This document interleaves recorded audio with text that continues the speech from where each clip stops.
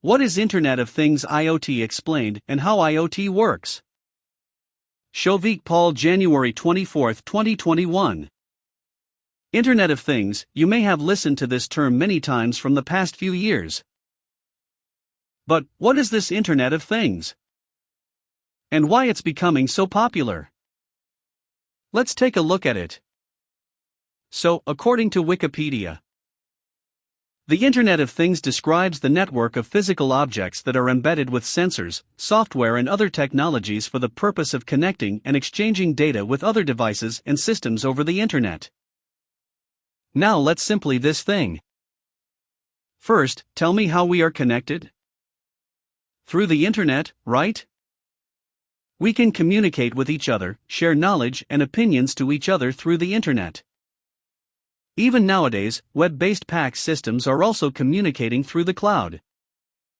Everything is being possible because Internet exists. Now, replace us with devices, I mean physical objects.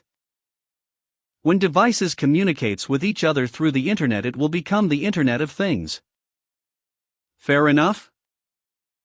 Now let's take some of the devices that we use daily and connect them with the Internet.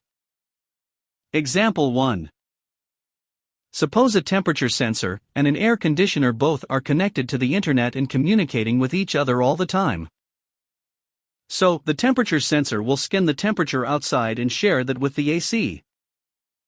Now, the AC will set its temperature based on the value that is being shared by the sensor. Cool, right? Watch this IoT explained video for more details. Example 2. Now let's look at another example.